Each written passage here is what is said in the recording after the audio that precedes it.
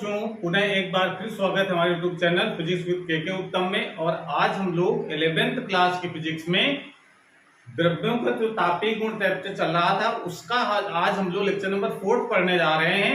इसके पहले हम लोगों ने पढ़ा है कि रेखीय प्रसार गुणांक, क्षेत्रीय प्रसार गुणांक, आयतन प्रसार गुणांक क्या होते हैं, उनकी डिफिनेशन पूरी तरीके से पढ़ लिया है, उसको डिटेल में समझा है, उनके मात्रक।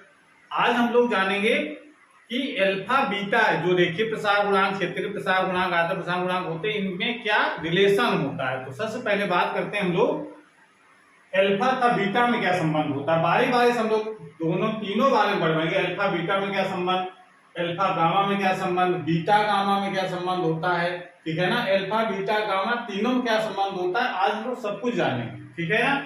तो माना इसके लिए तो अल्फा बीटा रिलेशन निकालना है तो लोग क्या करना पड़ता है इसमें कि एक हम वर्गाकार पटल लेंगे, यानी एक ऐसी प्लेट जो वर्गाकार हो। वर्गाकार मतलब समझ रहे हैं ना, जिसकी लंबाई और चौड़ाई दोनों की सेम हो। और ये हमने एक वर्गाकार एक पटल ले लिया जिसकी प्रत्येक भुजा कितनी है, 1 मीटर। हम L मीटर लेकर के भी इसको सॉल्व कर सकते हैं, लेकिन थोड़ी कैलकुलेशन से जटिल हो जाती है, इस कारण हम लोग 1 मीटर लेकर करेंगे। आप L से भी कर सकते हैं, कुछ बुकों में L मीटर लेकर के भी इसका डेरिवेशन किया गया, तो उससे आप फर्क कुछ नहीं पड़ना है। आप आसान करने के लिए आपको ये सुविधा दी गई, 1 मीटर लेकर डेरिवेशन कर सकते हैं। तो हिमालय के वर्गाकार पटल, इसकी प्रत्येक भुजा कितनी है, 1 मीटर। और इस पदार्थ का जो रेखीय प्रसार गुणांक है, जिस पदार्थ के प्लेट बनी हुई है उसका रेखीय प्रसार गुणांक कितना है, अल्फा है। अल्फा की परिभाषा से पता है कि अगर 1 मीटर लंबी छड़ है और उसको अगर हम 1 डिग्री से गर्म करें तो उसकी लंबाई में जो वृद्धि होगी, तो लंबाई में जो वृद्धि उसी को रेखीय प्रसार गुणांक कहेंगे। इसका मतलब है कि हमने 1 मीटर ये पटल ली, 1 मीटर लंबाई की, इसको हम गर्म करेंगे कितना, 1 डिग्री सेंटीग्रेड, तो उसकी लंबाई में कितनी वृद्धि हो जाएगी। तो लंबाई में वृद्धि कितनी हो जाएगी, 1 मीटर थी, जो लंबाई में वृद्धि होगी उसी को क्या कहेंगे हम लोग, अल्फा। तो लंबाई कितनी बढ़ जाएगी, अल्फा के बराबर। तो इसके अब लंबाई कितनी हो जाएगी, अब लंबाई हो जाएगी 1 प्लस अल्फा। इतनी लंबाई इधर हो जाएगी और इतनी ही लंबाई इधर बढ़ जाएगी, क्योंकि इसकी चौड़ाई उतनी है, ठीक है। इस प्रकार इसको गर्म करने पर कुछ इस तरीके का आकार हमको दिखने लगता है ऐसा। ये लंबाई कितनी हो जाएगी, 1 प्लस अल्फा के बराबर। ये बात समझ में आ गई क्या, मतलब इसकी लंबाई समझो आप कितनी बढ़ाई हमने, अल्फा लंबाई बढ़ाई। लंबाई बढ़ने का रीजन है कि उसको हमने 1 डिग्री सेंटीग्रेड गर्म किया, तो लंबाई अब कितनी हो जाएगी, 1 प्लस अल्फा। ये सिचुएशन हो जाएगा गर्म करने पर। हमने क्या लिखा है, किसी धार की वर्गाकार पटल है जिसकी प्रत्येक भुजा 1 मीटर है, धार के पदार्थ का रेखीय प्रसार गुणांक अल्फा है। तो अल्फा लेने से अल्फा का मतलब क्या है कि जब 1 डिग्री से गर्म करेंगे और 1 मीटर लंबी अगर भुजा है तो उसमें हम वृद्धि कितनी होगी, अल्फा की वृद्धि होगी परिभाषा के अनुसार। तो जब नहीं गर्म किया गया था, उसके पहले जरा बात समझो, पहले जब नहीं गर्म किया गया था तो कितना उसका एरिया था, इधर निकालो। तो पटल का प्रारंभिक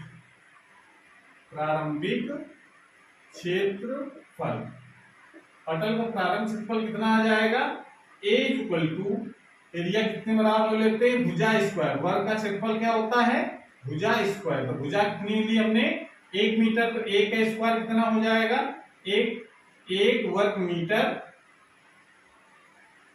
ये इसका एरिया आ जाएगा। अब जरा हमने गर्म कर दिया इसको 1 डिग्री सेंटीग्रेड, तो 1 डिग्री सेंटीग्रेड पटल 1 डिग्री सेंटीग्रेड गर्म करने पर पटल का क्षेत्रफल,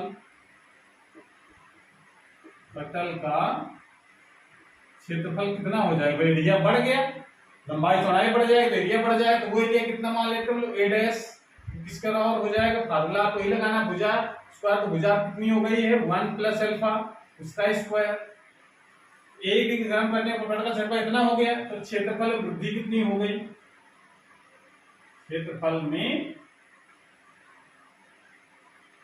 वृद्धि। गर्म करने के बाद क्षेत्रफल वृद्धि कैसे निकालेंगे हम लोग, delta A equal to A dash minus A करके। तो डेल्टा A का मान कितना हो जाएगा, ए डैश का मान कितना है 1 प्लस अल्फा का स्क्वायर माइनस प्रारंभिक एरिया कितना है 1 तो -1 कर देंगे, इसको जरा एक्सपेंड करो a प्लस b का होल स्क्वायर में लगा करके 1 plus alpha square plus 2 alpha आ जाएगा -1 1 से 1 मर जाएगा, बचेगा अल्फा स्क्वायर प्लस 2 अल्फा कितना आ गया। अब यहां पर लगाना है कि चूंकि अल्फा का मान, ये बात ध्यान रखना है कि अल्फा जो होता है बहुत कम होता है, यानी वृद्धि जो आएगी बहुत कम आएगी स्क्वायर करने पर, तो अल्फा का मान बहुत कम होने के कारण अल्फा का मान बहुत कम होता है, अल्फा का मान बहुत कम होता है, इसलिए अल्फा को जीरो नहीं करते हैं, अल्फा इतना छोटा नहीं कि उसको अल्फा जीरो कर सके, अल्फा स्क्वायर को नगण्य मान लेते हैं, उसको हम लोग जीरो के बराबर कर सकते हैं। ऐसा अगर कर लेंगे तो देखो जरा क्या निष्कर्ष निकलेगा, तो डेल्टा ए कितना हो जाएगा, ये पार्ट तो जीरो आ गया, तो यहाँ कितना बचेगा 0 प्लस 2 अल्फा, या इसको लिख सकते हैं डेल्टा ए इक्वल टू क्या हो जाएगा 2 अल्फा। क्षेत्रफल वृद्धि कितनी आ गई 2 अल्फा के बराबर, तो क्षेत्रफल वृद्धि पता चल गया, प्रारंभिक क्षेत्रफल पता है हमको, मान लिया हमने 1 मीटर भुजा थी तो एरिया कितना आ गया वर्ग मीटर, तो इसका हम क्षेत्रीय प्रसार गुणांक निकाल सकते हैं, परिभाषा से क्या लिखेंगे क्षेत्रीय प्रसार गुणांक, क्षेत्रीय प्रसार गुणांक, क्षेत्रीय प्रसार गुणांक यानी बीटा की परिभाषा से क्या सूत्र हम लोगों ने लिखा था, beta is equal to delta A upon A into delta T, यहाँ वैल्यू सब लगा दो तो क्या आ जाएगा, डेल्टा ए का मान कितना निकला 2 अल्फा, प्रारंभिक क्षेत्रफल कितना है 1, ताप कितना बढ़ाया 1, तो बीटा का मान कितना आ गया, बीटा इज इक्वल टू आ गया 2 अल्फा, ये तो आया। ये रिलेशन आपको निकाल लिया कि अल्फा बीटा में क्या संबंध आता है कि बीटा का मान है यानी क्षेत्रीय प्रसार गुणांक का मान है वो रेखीय प्रसार गुणांक का 2 गुना होता है, ठीक है ना। तो ये बात आपको ध्यान रखनी कि बीटा इक्वल टू क्या होता है 2 अल्फा, अगर अल्फा का मान पता है उसका 2 गुना कर दो तो क्या निकल आएगा बीटा का मान। तो इस प्रकार से हम लोग अल्फा और बीटा में रिलेशन निकाल सकते हैं, ठीक है। सुनो कर लीजिए, उसके बाद फिर हम लोग पढ़ते हैं अल्फा और गामा में क्या रिलेशन होता है, अल्फा और गामा में रिलेशन बता दिया जाए इसको।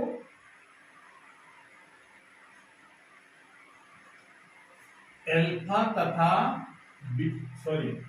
तथा गामा में संबंध, तो यहां पर क्या लिख दें हम, इसको डेरिवेशन करने के लिए क्या करना पड़ेगा हमको, जैसे अभी हमने अल्फा और बीटा में रिलेशन निकाला वर्गाकार पटल लिया था, इसमें आपको एक घन के आकार का एक ठोस लेना है। घन के आकार से मतलब जिसकी लंबाई चौड़ाई और मोटाई दोनों बराबर हो और साथ में तीनों बराबर हो, लंबाई बराबर चौड़ाई ऊंचाई सब तीनों बराबर हो, और साथ में ये भी मान के डेरिवेशन करना है कि इसकी जो प्रत्येक जो भुजा है वो सब 1-1 मीटर की है।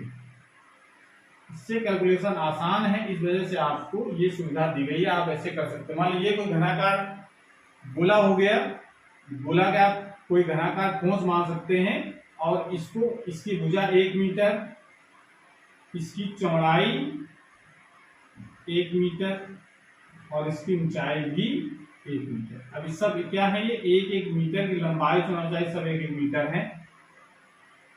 तो इसको क्या मान लें पहले, तो लिख दो जरा, माना किसी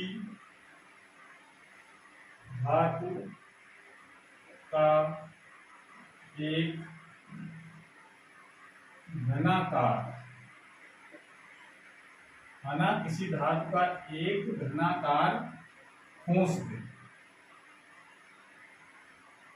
है जिसकी प्रत्येक भुजा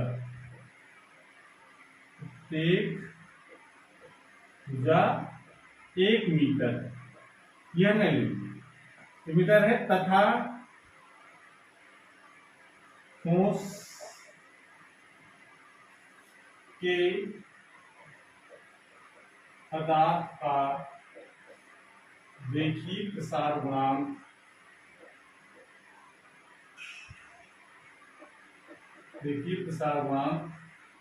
अल्फा है।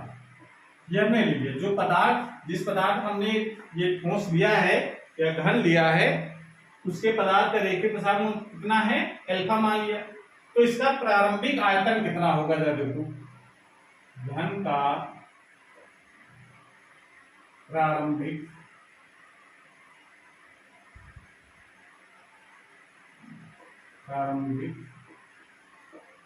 आयतन v क्या लिख सकते हैं हम लोग, फार्मूला क्या होता है घन के आयतन का, तो भुजा क्यूब, ठीक है ना। तो ये v कितना हो जाएगा, 1 का क्यूब करेंगे तो कितना आ जाएगा, एक घन मीटर, क्या जाएगा, 1 घन मीटर, यानी मीटर क्यूब लिख सकते हैं, 1 घन मीटर हो गया।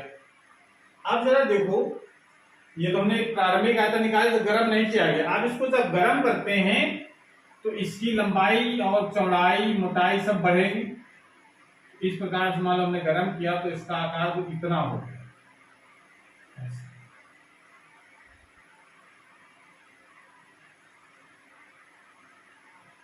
अब देखो इसका ये लंबाई कितनी हो जाएगी, 1 मीटर थी, उसको 1 डिग्री से गर्म किया हमने तो इसकी लंबाई कितनी बढ़ जाएगी, 1 प्लस अल्फा हो जाएगा। इसकी चौड़ाई भी कितनी हो जाएगी, 1 प्लस अल्फा, और इसकी चौड़ाई मोटाई सब 1 प्लस अल्फा के बराबर है। अल्फा अल्फा सब क्या हो जाएगा, बढ़ जाएगा। तो 1 डिग्री सेंटीग्रेड गर्म करने पर क्या हुआ, 1 डिग्री सेंटीग्रेड गर्म करने पर घन का आयतन पहले ज्यादा हो गया, वो मान लेते हैं v डैश है। v डैश का फार्मूला क्या बन जाएगा, भुजा क्यूब तो होता है, भुजा कितनी है, 1 प्लस अल्फा उसका क्यूब, तो आयतन वृद्धि कितनी हो जाएगी,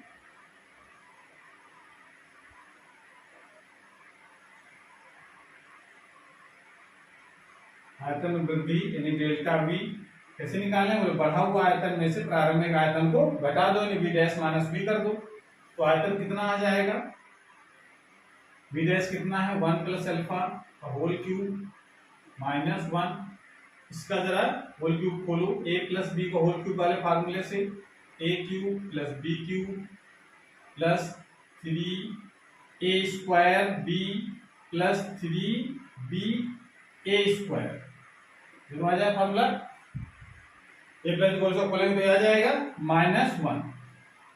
फार्मूला आपको a plus B whole square पता होना चाहिए, होल क्यूब वाला, तो यहाँ से 1 मर जाएगा, डेल्टा भी कितना हो जाएगा, alpha square alpha cube plus 3 alpha plus 3 alpha square. फिर कंडीशन आपको ये लगानी है कि चूंकि अल्फा का मान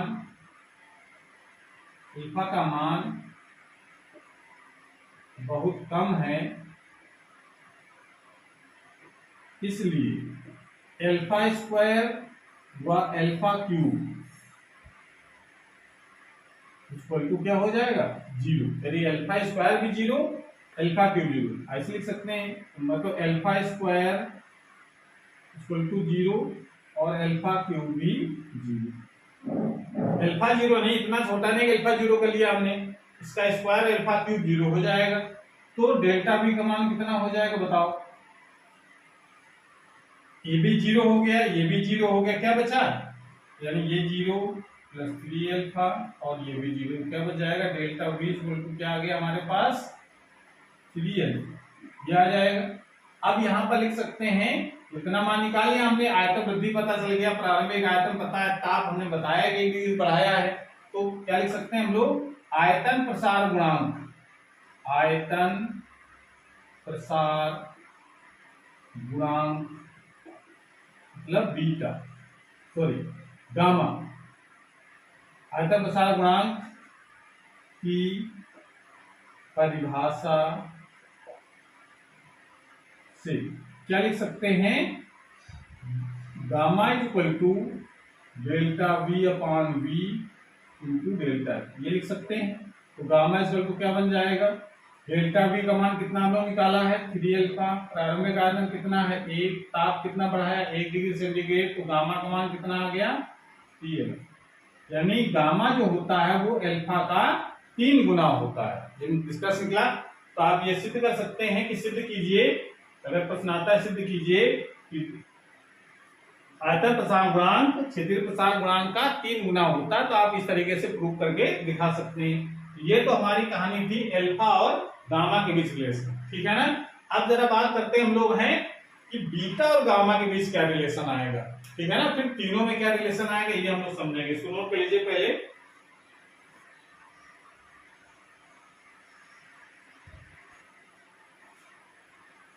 अल्फा और अल्फा नहीं बीटा तथा गामा के बीच क्या रिलेशन होगा, इसको कैसे प्रूव किया जाएगा। तो इसको प्रूव करना तो बहुत आसान है।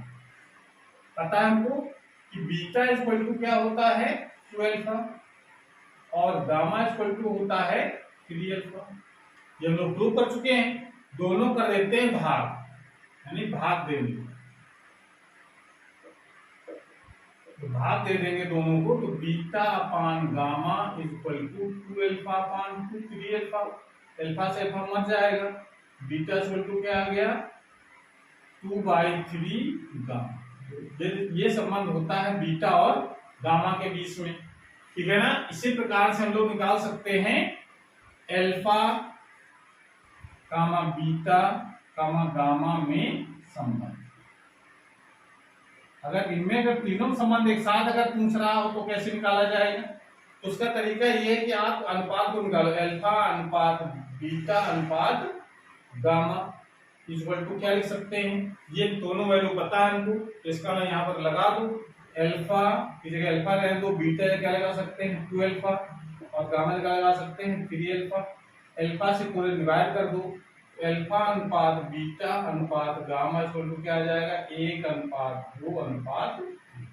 ये तीनों में रिलेशन होता है अल्फा बीटा गामा के बीच में। कभी कोई रिलेशन पूछ लेते हैं एक नंबर में कि अल्फा बीटा में क्या रिलेशन होता है अल्फा बीटा गामा में, तो आपको 1, 2, 3 का अनुपात होता है, ठीक है ना। ध्यान रखना है अल्फा बीटा गामा इस क्रम में लिखे हों, अगर इसको क्रम बदल देंगे तो उस तरीके से भी क्रम बदल जाएगा, ठीक है ना। ये चीज का ध्यान रखना है। और आज क्लास में समाप्त करते हैं, अगली क्लास में नए टॉपिक के साथ आएंगे, तब तक पढ़ाई करते रहिए। All the very best.